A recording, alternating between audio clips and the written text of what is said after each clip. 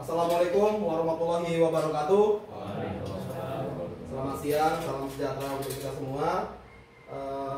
Pertama-tama mari kita mengucapkan puji dan syukur kepada Tuhan Yang Maha Esa, karena dimana pada siang hari ini kita dapat berkumpul di SD Negeri 73. Terima kasih untuk Bapak Ibu yang sudah hadir.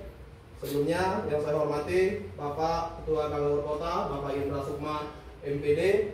Yang saya hormati Ketua Kombel Jelutung, Ibu Dini. Baik Bapak Ibu sekalian, di sini saya dapat tugas PKG, PKG PCOK, yang dimana saya mendapat tugas mengenai pembelajaran berbasis project.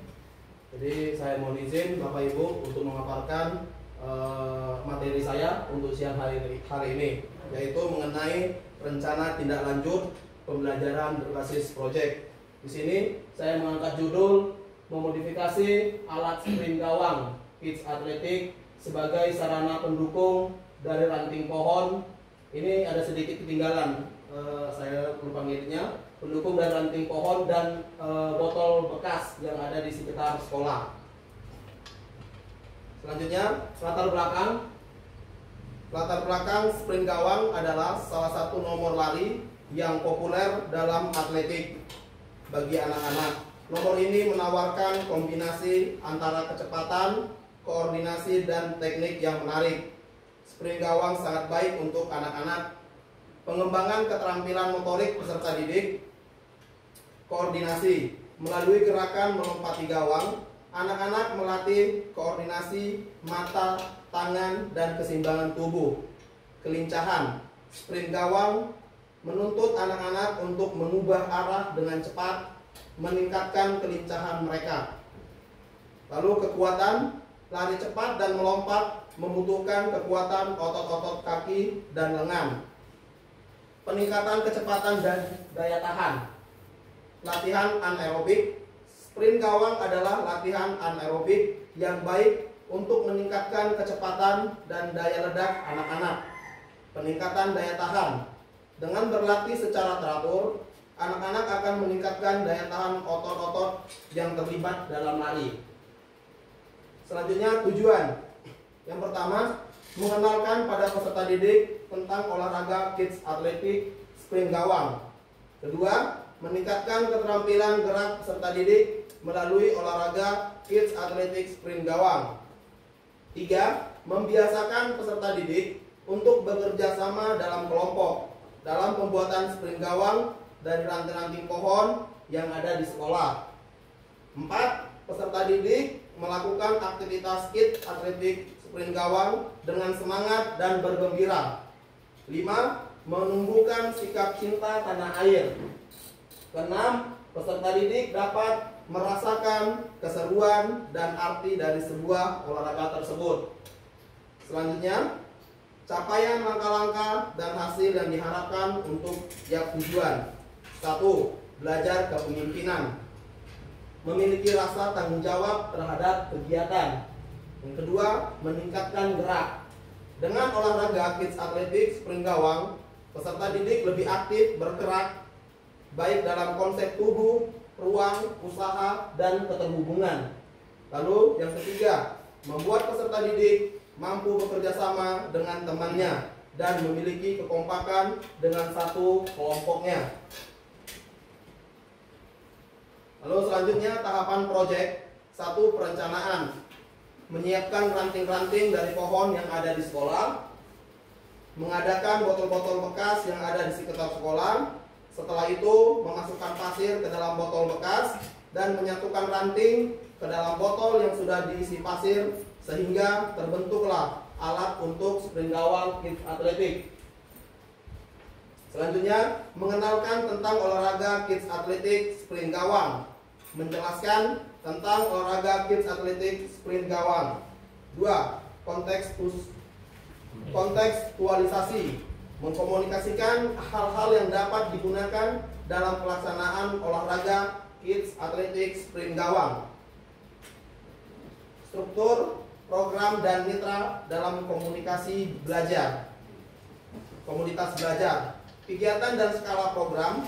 Dalam kegiatan olahraga kids atletik, sprint gawang ini bisa diadakan dalam kegiatan kearifan lokal, yang mana kegiatan ini melibatkan peserta didik fase B dan fase C. Waktu pelaksanaan di awal semester 1. Jika program ini berkelanjutan, maka kegiatan ini dapat juga diimplementasikan dalam kegiatan memperingati Hari Kemerdekaan yang dilakukan oleh warga sekolah, serta bisa dilakukan pada saat akhir pembelajaran, yaitu kelas meeting. Kegiatan ini membutuhkan kolaborasi, keaktifan, dan kelincahan. Di Bapak Ibu, komunitas yang terlibat yaitu Kombel Jelutung Physical Education, lalu kepala sekolah dan rekan teman sejawat. Aset yang terlibat di dalam pembelajaran ini yaitu aset manusia, aset fisik, dan aset sosial. Aset manusia yaitu kepala sekolah, guru, peserta didik, warga, teman sejawat, guru PJOK. Aset fisiknya lapangan, ruang kelas, perabotan, dan perlengkapan seperti kursi dan meja. Lalu aset sosial yaitu dukungan dan kerjasama warga sekolah, kolaborasi atau kerjasama dan gotong royong warga sekolah dalam mewujudkan program. Selanjutnya, kemungkinan tantangan. 1. Faktor cuaca saat kegiatan terjadi hujan sehingga kegiatan dapat ditunda. 2. Sarana dan prasarana yang tidak sesuai dengan fungsinya. 3. Ketersediaan peralatan yang sesuai seperti gawang dengan ranting-ranting pohon dengan tinggi yang tepat dan dapat mempengaruhi kualitas latihan. Selanjutnya, Bapak Ibu, ini saya tampilkan foto-foto atau gambar yang dimana tentang pembelajaran berdiferensiasi. Adalah teknik pembelajaran yang dimana guru menggunakan berbagai metode pengajaran untuk memenuhi kebutuhan individual setiap peserta didik sesuai dengan kebutuhan mereka dengan keberpihakan kepada peserta didik. Ya, jadi Bapak Ibu, ini foto yang kami lakukan waktu pada saat pengambilan ranting. Lalu ranting kita masukin ke dalam botol bekas lalu diisi dengan pasir dengan bekerja sama dengan peserta didik. Lalu selanjutnya ini masih dengan foto gambar setelah botol itu diisi dengan pasir. Lalu masih juga dengan gambar setelah diisi dengan pasir, lalu ranting itu bisa berdiri dengan kokoh dan terbentuklah alat yang dimodifikasi untuk sprint gawang kit atletik. Lalu yang terakhir, Bapak Ibu, refleksi. Berikut adalah beberapa refleksi yang dapat diambil dari pembelajaran modifikasi alat sprint gawang dari ranting-ranting pohon dan botol bekas yang ada di sekitar sekolah. 1. Memodifikasi alat olahraga tidak hanya mengasah keterampilan motorik, tetapi juga merangsang kreativitas dalam mencari solusi atas keterbatasan sarana di sekolah.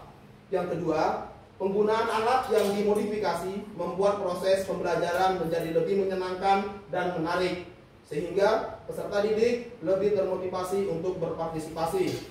Yang ketiga, selain keterampilan motorik, modifikasi alat juga dapat mengembangkan keterampilan pemecahan masalah, kerjasama tim, dan kemampuan adaptasi peserta didik. Lalu yang terakhir, dapat menumbuhkan nilai-nilai karakteristik peserta didik. Rencana evaluasi untuk kegiatan, rencana tindak lanjut atau RTL, dan pembelajaran berbasis proyek perlu dirancang untuk mengatur efektivitas pelaksanaan kegiatan, pencapaian tujuan, serta dampaknya terhadap peserta didik dan komunitas. Demikian Bapak Ibu pemaparan materi yang bisa saya sampaikan. Sebelumnya saya akan menampilkan video selama perencanaan proyek ini saya jalankan. Ini video pertama waktu pada saat saya mengambil ranting pohon. Ya. Oh, enggak.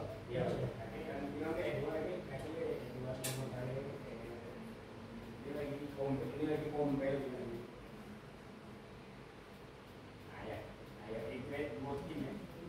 Nah, ini Bapak Ibu, jangan lihat parangnya Bapak Ibu ya. Jangan lihat parangnya nggak tajam. Makanya saya harus mengeluarkan tenaga yang sangat kuat. Nah, inilah Bapak Ibu bagaimana kita memanfaati aset yang ada di sekitar sekolah kita. Artinya tidak menutup kemungkinan ketika kita terhalang pembelajaran kita karena sarana yang di sekolah kita tidak memadai. Makanya kita harus dipaksa atau dipicu untuk berkarya.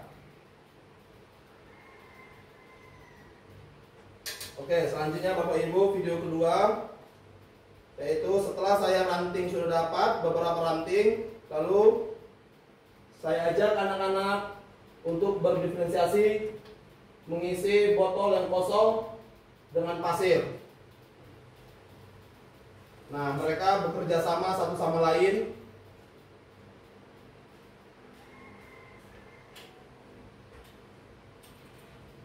Ini sengaja Bapak Ibu saya tidak pakai suaranya. Oke. Nah, setelah video yang kedua, video yang terakhir, setelah itu botol sudah diisi dengan pasir, alat berdiri dengan sempurna, lalu saya coba anak untuk berlari sprint gawang. Nah, demikian Bapak Ibu. Demikian yang bisa saya sampaikan pada siang hari ini. Untuk Bapak Ibu sekalian, jika ada yang mau memberikan kritik, saran, saya persilakan dengan waktu dan tempat. Terima kasih. Ayo Bapak Ibu, ada saran? Kita silakan Pak Indra. Terima kasih Pak Idun. Saya lihat sudah bagus ya. Cuma ada beberapa bahasa yang harus kita perbaiki. Saya lihat tadi yang pertama itu tentang anak-anak tulisannya. Kemudian selanjutnya peserta didik. Artinya tidak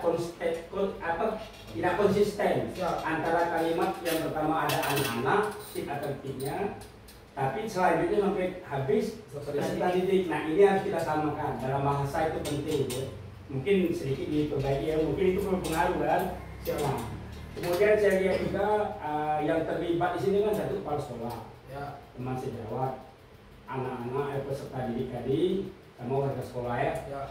Anak-anaknya terlibat, tapi kepala sekolahnya tidak muncul sama guru teman sejawatnya. Harusnya itu dimunculkan juga bahwa ini loh teman sejawatnya. Mungkin ini lebih menyempurnakan video ini, ya kan? Itu.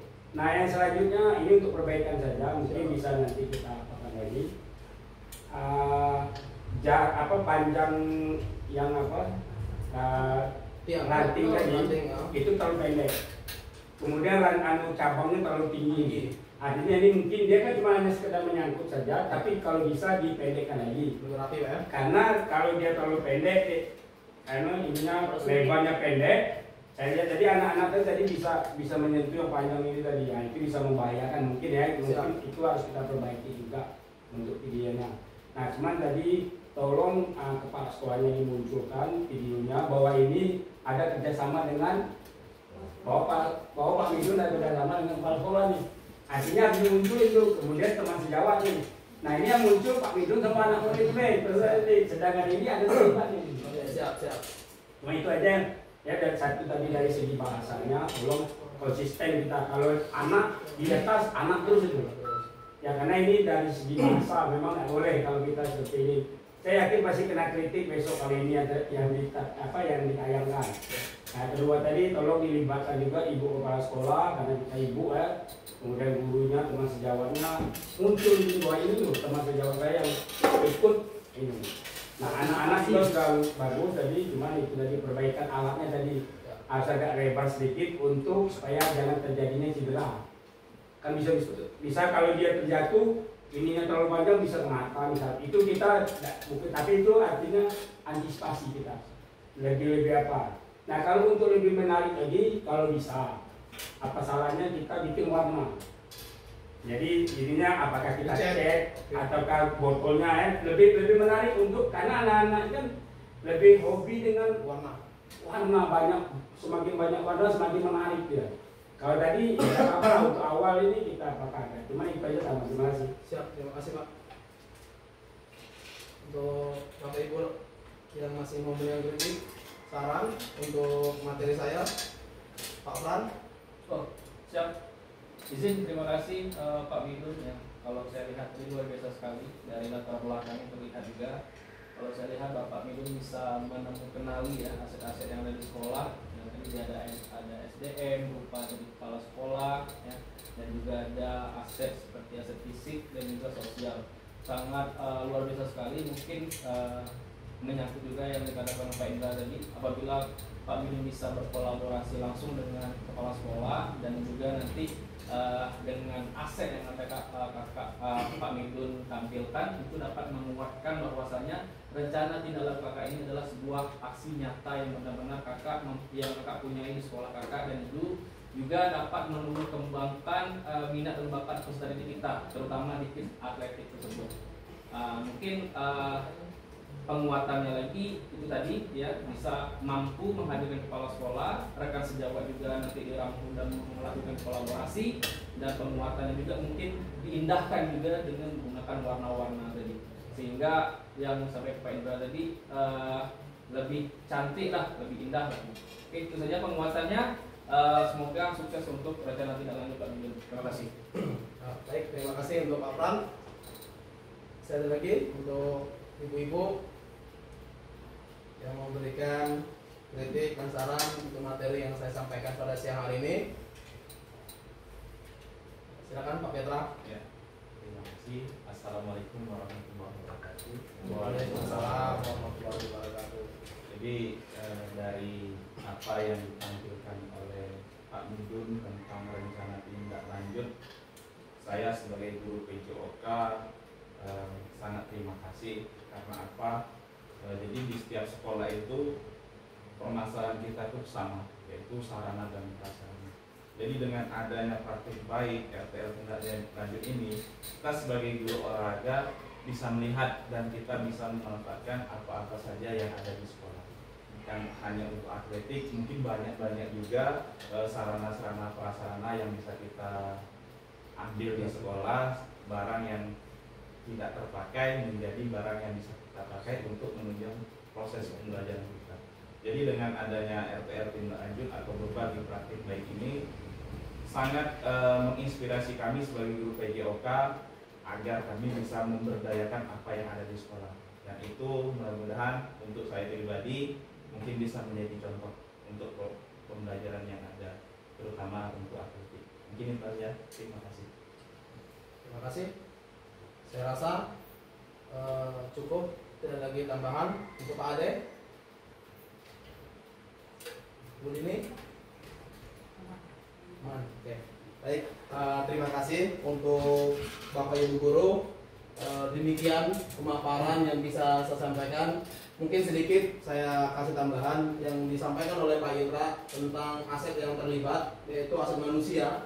Kepala sekolah memang saya tidak videokan di dalam materi ini, tapi beliau terlibat karena saya kemarin sebelumnya izin sama kepala sekolah untuk pemaparan materi mengenai soal rencana tindak lanjut di PKG. Beliau hanya memberikan izin, silakan lanjut begitu kan.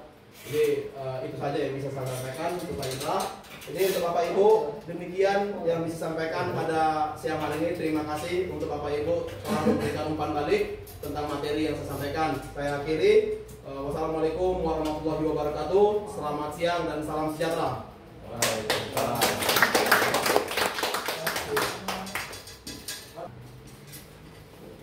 Jadi kita bersyukur bahwa di